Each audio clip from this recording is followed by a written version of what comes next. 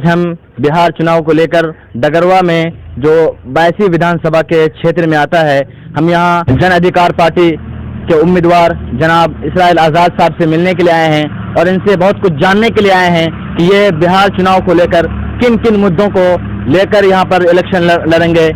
इसी के साथ आपका स्वागत है, खैर मकदम। सबसे पहला सवाल ये है, आप इलेक्शन लड़ने के लिए मैदान में उतरे हैं तो आपका मुख्य मुद्दा क्या है? किस चीज को लेकर आप जनता से वोट मांगेंगे? मुख्य मुद्दा है सरकार की विफलता। डबल इंजन की सरकार सभी मोर्चे पर विफल रही। मुद्दा है दिन प्रतिदिन बेरोजगारी बढ़ता जा रहा है। ये सरकार, भारत सरकार, बिहार सरकार की हालात ऐसा है कि सिर्फ मंदिर मस्जिद हिंदू मुस्लिम का मुद्दा है, ये विकास का मुद्दा इसके पास नहीं है। होना चाहिए देश की चौमुखी विकास का मुद्दा, राज्य का चौमुखी विकास का मुद्दा। अब सवाल है कि यहाँ हत्या दिन प्रतिदिन बढ़ता जा रहा है। आपका जीडीपी जो है 24% डाउन हो गया है। देश का अर्थव्यवस्था चौपट है, बेरोजगारी बढ़ रहा है, हत्या बलात्कार बढ़ रहा है, डकैती राहजनी हो रहा है, लोग दहशत में हैं, किसान का हालत खराब है। किसान जो फसल तैयार करता है उसको उचित मूल्य नहीं मिलता है। और अभी जो एक बिल पास हुआ, किसान विरोधी बिल कहते हैं, जो वो बिल क्या है, जो 1955 में जो सरकार का एक कानून आया था कि सरकार मूल्य निर्धारण करेगी किसानों के अनाज का। अब है वो मूल्य निर्धारण नहीं, बल्कि ये मूल्य निर्धारण स्टॉकिस्ट, पूंजीपति वाले लोग भंडारण करेंगे, वो सस्ता कीमत पर लेंगे और महंगा कीमत पर बेचेंगे। क्या होगा किसान का हाल? 70% लोग खेती पर निर्भर करता है। किसान की हालत जर्जर है, मजदूर की हालत जर्जर है। खास तौर से 82 विधानसभा ये फ्लडेड एरिया है, सैलाबी इलाका है। यहाँ के किसानों की हालत जर्जर है, मजदूरों की हालत जर्जर है। हर साल सैलाब आकर के मेरा अगला सवाल यही था कि इस इलाके का बहुत बड़ा ज्वलंत मुद्दा जिसको आप कह सकते हैं ये सैलाब है। इसके लिए आपके पास क्या प्लान है अगर आप जीत जाते हैं? जनता का आपको अगर समर्थन मिल जाता है तो? देखिए, मेरे पास प्लान ये है कि हमारे नेता जो हैं, जन अधिकार पार्टी के सुप्रीमो राजेश रंजन उर्फ पप्पू यादव, जो पूर्व सांसद हैं, उसका प्लानिंग है कि जब तक हाई डैम का व्यवस्था नहीं होगा तब तक यहाँ का लोग, किसान परेशान रहेगा जल से। हाई डैम हो जाएगा तो पानी का रुकावट हो जाएगा। जब रुकावट हो जाएगा तो इधर पानी नहीं आएगा तो कम से कम किसानों की हालत जर्जर नहीं होगी। ये है। और साथ ही साथ यहाँ पर जो है कनकई, महानंदा, परवान, ये सब नदी जब सैलाब में बहती है तो गांव का गांव काट करके नदी में मिला देता है, उपजाऊ खेत कटान से नदी में मिला देता है। इससे खास करके सीमा अंचल में और बैसी के जो कनकई, महानंदा, परवान नदी के किनारे जो सब गांव बसा हुआ है, वो सब गांव को काफी हर साल में तबाही होता है। ये सैलाब आकर के तबाही मचा देता है। तो ये मुद्दा है, जब तक कि हाई डैम नहीं होगा तब तक ये तबाही खत्म नहीं होगा। तो मेरा नेता का कहना है कि अगर मेरी सरकार बनी तो मैं हाई डैम बनवाऊंगा। बिहार में बेरोजगारी बहुत ज्यादा है, इसका आपने मुशाहिदा इस वक्त भी क्या होगा जब कोरोना की वजह से प्रवासी मजदूर प्लान कर रहे थे, किस तरह से उनको परेशानी हो रही थी। तो इस बेरोजगारी को दूर करने के लिए आपके पास, आपकी सरकार के पास अगर बन जाती है तो क्या प्लान है? जनता ये जानना चाहती है। आप सब जानते हैं, सर्वविदित है कि लॉकडाउन में बिहार चूंकि देश का सबसे गरीब राज्य बिहार है, उसमें सबसे ज्यादा गरीब जिला पूर्णिया है। अब पूर्णिया में सबसे ज्यादा गरीबी बैसी विधानसभा में है। रोजगार नहीं है, शिक्षा की हालत गिरावट है। अगर शिक्षित रहेगा तब न जाकर के कहीं अपना रोजगार का ढूंढेगा। अब है कि लॉकडाउन में लोग कैसे पैदल आए घर, बाहर कमाने के लिए गए तब न बिहार आए, पैदल आए, कितने लोग मारे चले गए, भूख से तड़प तड़प के मरे, ट्रेन बंद हो गई, ट्रेन का पटरी पर सोए, वहां लोग मरे। उसके अलावा जो लोग बस पर आए, बस रास्ते में किसी को छोड़ दिया, बस भी बंद हो गई। पप्पू यादव ने 47 बस का इंतजाम करके भेजा, कहां कि नोएडा। बिहार में कुछ मजदूरों को भेजा, बिहार के बहुतों मजदूरों को भेजा, ट्रेन से भेजा और बस से भेजा बिहार में।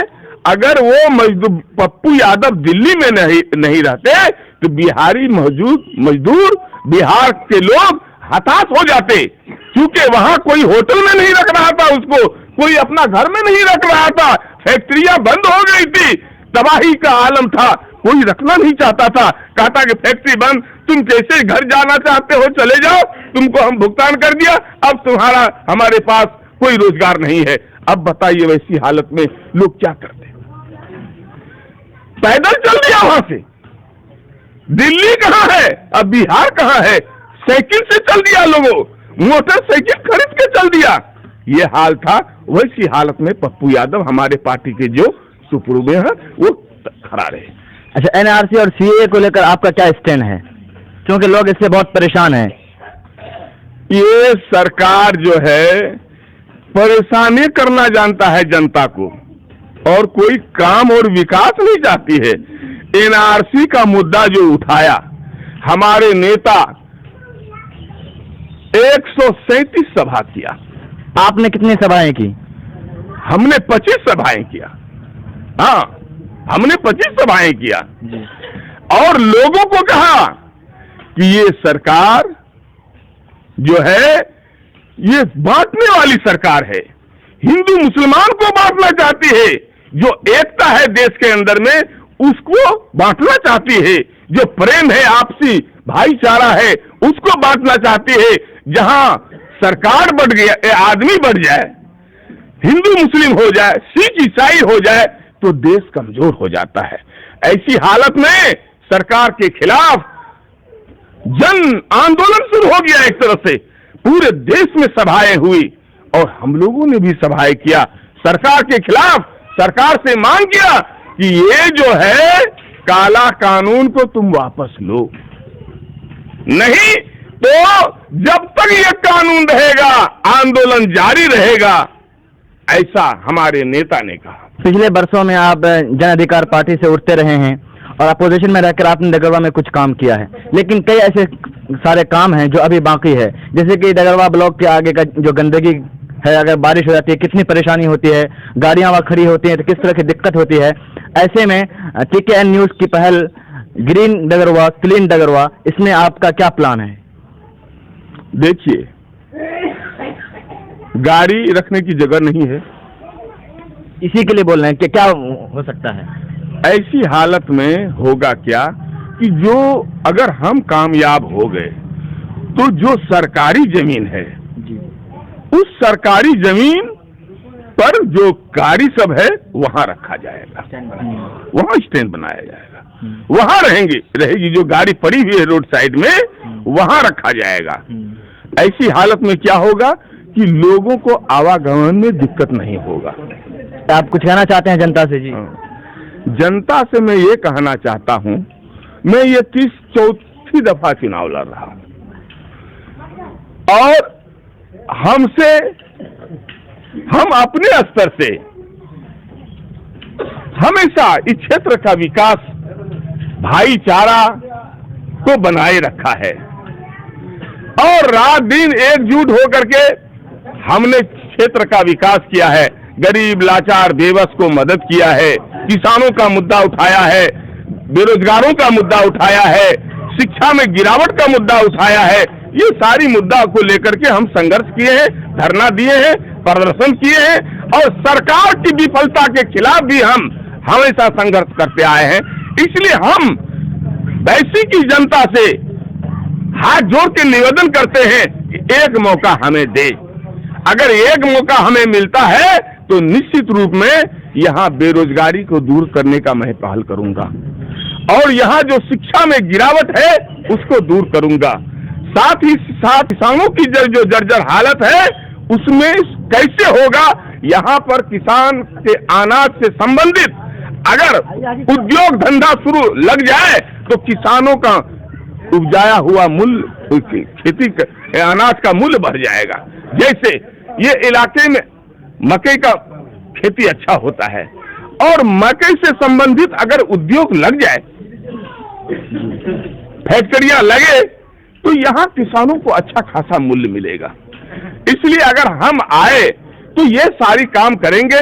साथ ही साथ ये जो भ्रष्टाचारी है, घूसखोरी है, अफसरशाही है, इसको रोकना बहुत जरूरी है। मोटेशन में आधा पैसा जमीन का कर्मचारी ले लेता है, उसके दलाल ले लेता है आधा पैसा जमीन का, और उसके अलावा भी ऑफिस में जाइए तो बिना पैसे का आपका कोई काम ही नहीं होगा। पप्पू यादव के समय ऐसा नहीं था। पप्पू यादव के नाम से काम होता था। आज भी पप्पू अगर मैं जीता तो समझ लीजिए एक तरह से पप्पू यादव को जिता रहे हैं, उसका हाथ मजबूत कर रहे हैं। अगर मैं जीता तो समझ लिए पप्पू यादव जीता, और जब वो पप्पू यादव आएंगे यहाँ और हम संघर्ष करेंगे तो निश्चित रूप से यहाँ जो भ्रष्टाचारी है, यहाँ जो घूसखोरी है, ये जो अफसरशाही है, इसको मैं बंद करूंगा। चाहे जैसे हो, लड़ाई लड़ूंगा इसके लिए, मैं बंद करूंगा इसको। ऐसे में एक बहुत बड़ा सवाल होता है वायसी विधानसभा से, जहां पर कई प्रत्याशी अपनी मजबूत दावेदारी कर रहे हैं, उस बीच आप हैं, तो आपको क्या लगता है कि जनता का आपको समर्थन मिल रहा है? आप क्षेत्र का भ्रमण कर रहे हैं, दौरा कर रहे हैं। न रूप देखिए न नाम देखिए, देखना है आदमी का काम देखिए। मैं काम करता हूँ, मुझे पूरा यकीन है मेरे काम पर, मेरे इलाके के लोग पप्पू यादव के काम पर, उसका मेहनत पर, पप्पू यादव के नाम पर, इसराइल आजाद के नाम पर, चूंकि मैं कभी भी कोई गलत काम नहीं किया, न किसी का शोषण किया, न किसी को ठगा, मैं स्वच्छ छवि का हूं। मेरा नेता जो है वो बिहार ही नहीं पूरे देश में काम के नाम पर जाना जाता है। काम के आधार पर मुझे यकीन है कि हमारा जनता, हमारा क्षेत्र का, वैसी क्षेत्र का जनता हमें मदद करेंगे, हमको जिताएंगे। बहुत बहुत शुक्रिया, लेते हैं आपसे विदा। फिर मिलेंगे अगले किसी एपिसोड के साथ। आप देखते रहिए TKN न्यूज़। लाइक कीजिए, शेयर कीजिए, सब्सक्राइब करना ना भूलिए।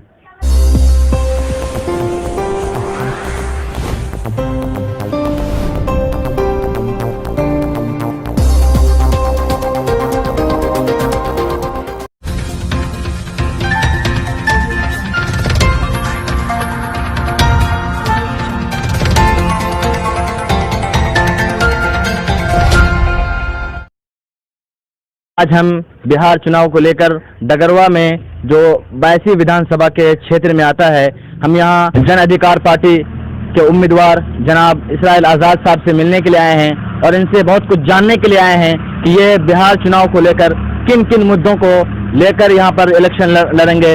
इसी के साथ आपका स्वागत है, खैर मकदम। सबसे पहला सवाल ये है, आप इलेक्शन लड़ने के लिए मैदान में उतरे हैं, तो आपका मुख्य मुद्दा क्या है? किस चीज को लेकर आप जनता से वोट मांगेंगे?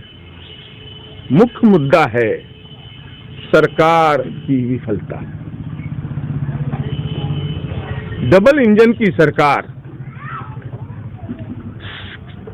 सभी मोर्चे पर विफल रही। मुद्दा है दिन प्रतिदिन बेरोजगारी बढ़ता जा रहा है। ये सरकार, भारत सरकार, बिहार सरकार की हालात ऐसा है कि सिर्फ मंदिर मस्जिद हिंदू मुस्लिम का मुद्दा है, ये विकास का मुद्दा इसके पास नहीं है। होना चाहिए देश की चौमुखी विकास का मुद्दा, राज्य का चौमुखी विकास का मुद्दा। अब सवाल है कि यहाँ हत्या दिन प्रतिदिन बढ़ता जा रहा है। आपका GDP जो है 24% डाउन हो गया है। देश का अर्थव्यवस्था चौपट है। बेरोजगारी बढ़ रहा है, हत्या बलात्कार बढ़ रहा है, डकैती राहजनी हो रहा है, लोग दहशत में हैं, किसान का हालत खराब है। किसान जो फसल तैयार करता है उसका उसको उचित मूल्य नहीं मिलता है। और अभी जो एक बिल पास हुआ, किसान विरोधी बिल कहते हैं, जो वो बिल क्या है, जो 1955 में जो सरकार का एक कानून आया था कि सरकार मूल्य निर्धारण करेगी किसानों के अनाज का। अब है वो मूल्य निर्धारण नहीं, बल्कि ये मूल्य निर्धारण स्टॉकिस्ट, पूंजीपति वाले लोग भंडारण करेंगे, वो सस्ता कीमत पर लेंगे और महंगा कीमत पर बेचेंगे। क्या होगा किसान का हाल? 70% लोग खेती पर निर्भर करता है। किसान की हालत जर्जर है, मजदूर की हालत जर्जर है। खास तौर से बैसी विधानसभा ये फ्लड एरिया है, सैलाबी इलाका है, यहाँ के किसानों की हालत जर्जर है, मजदूरों की हालत जर्जर है। हर साल सैलाब आकर के मेरा अगला सवाल यही था कि इस इलाके का बहुत बड़ा ज्वलंत मुद्दा जिसको आप कह सकते हैं ये सैलाब है। इसके लिए आपके पास क्या प्लान है अगर आप जीत जाते हैं? जनता का आपको अगर समर्थन मिल जाता है तो? देखिए, मेरे पास प्लान ये है कि हमारे नेता जो हैं, जन अधिकार पार्टी के सुप्रीमो राजेश रंजन उर्फ पप्पू यादव, जो पूर्व सांसद हैं, उसका प्लानिंग है कि जब तक हाई डैम का व्यवस्था नहीं होगा तब तक यहाँ का लोग, किसान परेशान रहेगा जल से। हाई डैम हो जाएगा तो पानी का रुकावट हो जाएगा, जब रुकावट हो जाएगा तो इधर पानी नहीं आएगा तो कम से कम किसानों की हालत जर्जर नहीं होगी। ये है। और साथ ही साथ यहाँ पर जो है कनकई, महानंदा, परवान, ये सब नदी जब सैलाब में बहती है तो गांव का गांव काट करके नदी में मिला देता है, उपजाऊ खेत कटान से नदी में मिला देता है।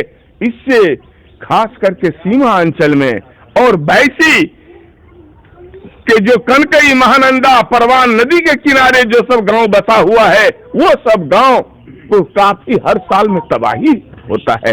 ये सैलाब आकर के तबाही मचा देता है। तो ये मुद्दा है, जब तक कि हाई डैम नहीं होगा तब तक ये तबाही खत्म नहीं होगा। तो मेरा नेता का कहना है कि अगर मेरी सरकार बनी तो मैं हाई डैम बनवाऊंगा। बिहार में बेरोजगारी बहुत ज्यादा है, इसका आपने मुशाहिदा इस वक्त भी क्या होगा जब कोरोना की वजह से प्रवासी मजदूर प्लान कर रहे थे, किस तरह से उनको परेशानी हो रही थी। तो इस बेरोजगारी को दूर करने के लिए आपके पास, आपकी सरकार के पास अगर बन जाती है तो क्या प्लान है? जनता ये जानना चाहती है। आप सब जानते हैं, सर्वविदित है कि लॉकडाउन में बिहार चूंकि देश का सबसे गरीब राज्य बिहार है, उसमें सबसे ज्यादा गरीब जिला पूर्णिया है। अब पूर्णिया में सबसे ज्यादा गरीबी बैसी विधानसभा में है। रोजगार नहीं है, शिक्षा की हालत गिरावट है। अगर शिक्षित रहेगा तब न जाकर के कहीं अपना रोजगार का ढूंढेगा। अब है कि लॉकडाउन में लोग कैसे पैदल आए घर, बाहर कमाने के लिए गए तब न बिहार आए, पैदल आए, कितने लोग मारे चले गए, भूख से तड़प तड़प के मरे, ट्रेन बंद हो गई, ट्रेन का पटरी पर सोए, वहां लोग मरे। उसके अलावा जो लोग बस पर आए, बस रास्ते में किसी को छोड़ दिया, बस भी बंद हो गई। पप्पू यादव ने 47 बस का इंतजाम करके भेजा, कहां कि नोएडा। बिहार में कुछ मजदूरों को भेजा, बिहार के बहुतों मजदूरों को भेजा, ट्रेन से भेजा और बस से भेजा बिहार में।